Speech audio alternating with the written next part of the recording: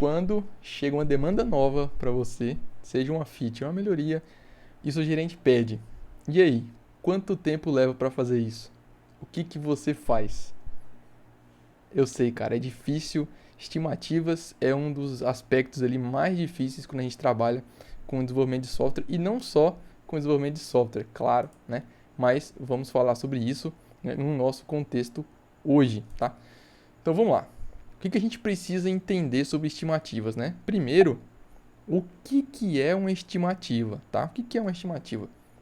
Bom, basicamente, né, uma estimativa é um processo de prever o tempo, esforço, recurso e custo para realizar um projeto ou uma atividade específica. Ou seja, é uma tarefa de prever. Isso aqui que é o foco que eu quero que você perceba, tá? Porque muitas vezes a gente acaba esquecendo que estimativa é isso, né? A gente está tentando prever quanto tempo a gente vai demorar, né? Qual o esforço que a gente vai precisar fazer para concluir aquela atividade ou um projeto como um todo, né? Se você está trabalhando, por exemplo, com um freela, então provavelmente o seu cliente ele vai pedir isso, né? Vai pedir qual é o prazo aí que você leva para fazer esse projeto, tá? Quando a gente está trabalhando numa equipe maior, num projeto maior, um projeto utilizando métodos ágeis ali, provavelmente você vai cair nesse segundo cenário que são o tempo para você concluir uma atividade específica, certo? Bom, fatores, né, que influenciam. Eu tô olhando aqui para baixo, tá? Eu tenho algumas anotações aqui que eu quero trazer para você também. Então a gente vai conversar bastante sobre isso agora, tá? Então vamos lá. Bom, os fatores que influenciam, né? Como a gente estava falando aqui, o escopo. O escopo é sobre o tamanho do projeto, a complexidade do projeto. Então é um fator que você deve levar em consideração, tá? Quando você vai estimar alguma coisa. Seja uma task, vamos trazer para o contexto de você finalizar uma task, tá? Bom, um outro ponto são os requisitos. Aqui começa a complicar um pouco, tá? Se o escopo já é complicado, os requisitos são um pouco mais. Por quê?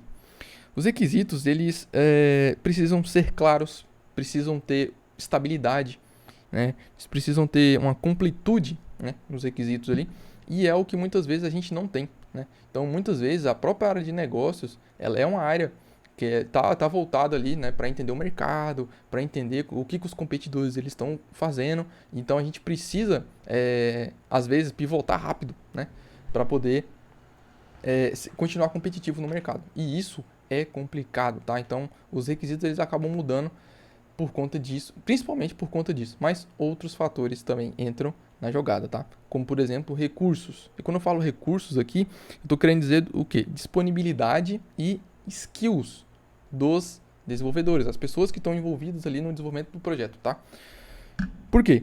Não só desenvolvedores, mas testers também, por exemplo, né? Então, por quê? Se você tem um time pequeno e um time com pessoas ali que são iniciantes na área, obviamente os recursos que você tem são recursos, os recursos sempre são limitados, certo? Isso é o primeiro ponto. Mas quando você tem um time que ele é um time mais iniciante, obviamente ele vai demorar mais tempo, ele vai ter mais dificuldade. Isso é normal. Isso não é demérito de ninguém, tá? Isso é apenas realidade, tá? Então, todo mundo que hoje é um sênior já foi um júnior, né? Então é importante a gente lembrar disso, tá? Tô frisando isso porque às vezes a gente acaba se esbarrando em alguns cenários que o pessoal parece que esquece desse tipo de coisa, né? Mas é um ponto a se levar. Então, isso daqui também é um fator que influencia bastante na estimativa, tá? E um outro ponto são restrições, tá? Então, o que são restrições? Restrição de tempo, de orçamento, limitações técnicas também entram aqui. Então, é importante ter esse tipo de coisa em mente também, tá? E dados históricos. Aqui é importante, cara. Esse ponto aqui é interessante que muitas vezes ele é menosprezado, ele é esquecido, tá? Que é o seguinte: com base nas entregas passadas, a precisão ela tende a melhorar, certo? Vamos supor, você já está fazendo estimativa ali no seu projeto, né? Você já tem um contexto, você não é iniciante na empresa ou no projeto que você está trabalhando agora, e você já fez algumas entregas anteriormente, né? Umas 3, 4, 5, 10 entregas anteriormente, tá? Já passou por alguns sprints, né? Bom, show de bola. E aí você tem, né, já um repertório, né, tanto das empresas anteriores que você trabalhou, mas principalmente dessa que você está agora, né? Porque é sobre ela que a gente está falando aqui, né? Das atividades que você tem, né, para entregar a próxima atividade que vai entrar na próxima sprint, por exemplo, e você já tem dados históricos ali sobre as entregas passadas. Então é importante você usar isso ao seu favor. Então você conseguir utilizar isso para conseguir estimar melhor. E a tendência é que com o tempo, né, você consiga cada vez ter mais precisão quando você for estimar alguma tarefa, tá? Mas só o simples fato de você fazer as entregas não quer dizer necessariamente que você vai conseguir dar estimativas melhores, tá? Existem alguns pontos aqui que são importantes que a gente precisa comentar também. Para você ter esse tipo de dado histórico, é importante você ter uma organização, né? Se você conseguir criar, por exemplo, eu sei que é um pouco burocrático, mas faz toda a diferença é você ter, por exemplo, uma planilha, né, com as atividades que você já fez, né? Por exemplo, se você não tem o costume de fazer isso, experimenta, né, fazer isso na próxima entrega. Então você pegou um card para fazer, por exemplo, você tem um formulário para você entregar na próxima sprint. E aí você gastou, por exemplo, chutando aqui, uns 5 dias para fazer um formulário, né? Tem algumas integrações ali para você fazer, tem algumas validações, então ele tem algumas regras de negócio ali. E você demorou 5 dias ali para entregar esse formulário. E você documentou isso, você criou uma planilha, por exemplo, você colocou o que tinha que ser feito, colocou o tempo, colocou tudo certinho. Você marcou o dia inicial, o dia final, mais ou menos a quantidade de horas ali, o esforço que você teve para poder fazer, as dificuldades que você enfrentou, por exemplo, né? Como você fez, então dá para você ir refinando isso também. Putz, eu peguei o card e acabei, a gente já comentou sobre isso em outro vídeo aqui no canal, vou deixar no final aqui desse vídeo, para você dar uma olhada depois, que é como que a gente deveria, né, como que eu faço, né, e eu te dou uma dica, as dicas, como que eu faço para organizar as minhas tarefas, tá? Então, eu super indico o vídeo para você dar uma olhada depois, porque ele vai entrar justamente aqui, tá? É um dos pontos aqui para você ter um dado histórico, beleza? Então vamos lá, seguindo, né? Técnicas, né? Existem algumas técnicas que são interessantes, que, por exemplo, a técnica por analogia, tá? Isso aqui são técnicas para você conseguir estimar, tá?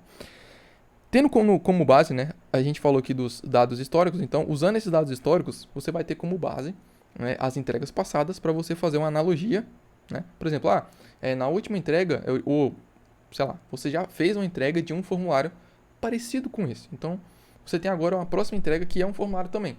E ele é parecido com esse que você já fez. Então, você consegue ter mais ou menos um padrão. Porém, você precisa de ter os dados históricos para isso, certo? Beleza. Parametrizada. Isso aqui é interessante, tá? Porque aqui é baseado em modelos matemáticos, né? Levando em consideração o tempo, o tamanho do projeto, complexidade, enfim, tá?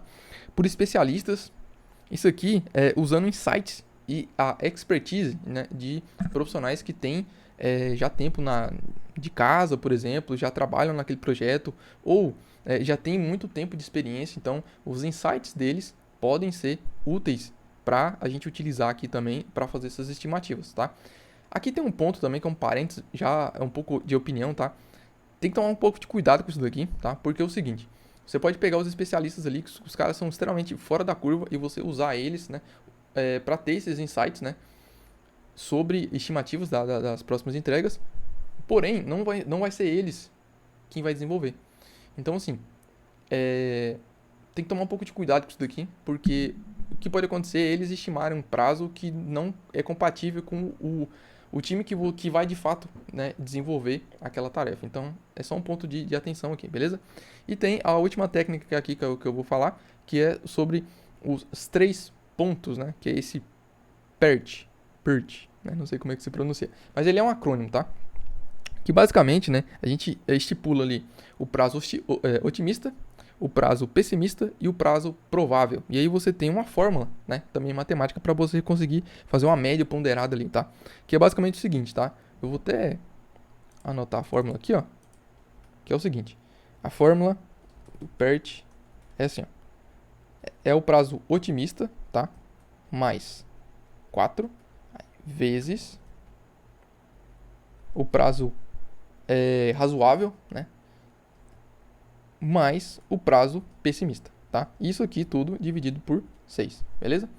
Então, você anota aí que isso aqui é o cálculo aí que você pode fazer, né, para ter essa estimativa ali, que você estipula o prazo, o pior cenário, né, o melhor cenário e o cenário mais provável de acontecer. E aí você tem mais ou menos essa média ponderada aqui, que é bem interessante, tá? Então, fica a dica aí para você utilizar aí nas próximas estimativas, beleza? Bom, os desafios, né? Incerteza, obviamente, né? É um dos grandes desafios. A área, ela é imprevisível, né? A área que a gente trabalha lá é imprevisível e o que dificulta bastante a parte de estimativa, né? Mudança nos requisitos, como a gente falou. Então, os requisitos eles podem mudar e aí acaba invalidando a estimativa, certo? Se você tem um requisito que era específico que você estimou em cima dele e agora esse requisito mudou, ou seja, a sua estimativa também ela mudou, né? Então, tem isso para levar em consideração. Comunicação. Isso aqui é um ponto extremamente importante, tá? Muitas vezes acaba tendo suposições, e isso, né, é um problema. Riscos e incertezas também acabam acontecendo aqui na parte de comunicação. E aí entra algumas técnicas, né? Por exemplo, o DDD, né? Que é o Domain Driven Design, que é bem interessante, onde o foco é você entender o negócio, né? E você criar uma linguagem ubíqua, né? Que seria basicamente, algumas literaturas traduzem como linguagem onipresente, tá? Que é basicamente você tentar ter uma linguagem universal, né? Seja para as pessoas de negócio, para o time de desenvolvimento, tá? Para eles conseguirem conversar a mesma língua, né? Então, isso facilita muito e começa e reduz bastante o ruído, né? E o número de suposições que, cara, o foco aqui é reduzir o ruído e o número de suposições, beleza? Bom, e um outro ponto, né? Extremamente importante que são expectativas, tá? Expectativas é difícil, né? Então a gente tem que ser realista sempre, o máximo que possível com as previsões, né? Para conseguir manter até um nível também de maturidade, né? Com o nível de maturidade do time, a gente conseguir manter sempre umas estimativas mais próximas da realidade. Não adianta, você sabe que é complexo e você acaba, não, isso aqui em 2 dias eu faço. Você sabe que não faz. Você sabe que nem se você virar à noite você não faz. E mesmo se você virar à noite, não é sustentável, né? Você não consegue fazer isso por longos períodos de tempo, né? Então, é complicado, né? E, voltando aqui, eu queria até falar com vocês um outro ponto que eu achei bem interessante. Estava lendo um artigo, eu até vou deixar o artigo aqui também na descrição, tá? Para você dar uma olhada depois. Que é o seguinte, né? Uma das técnicas aqui, que é a quinta técnica que não está aqui, que provavelmente é a que você usa, é a mais usada, né? Que inclusive nesse artigo, a autora do artigo, ela fez uma pesquisa, né?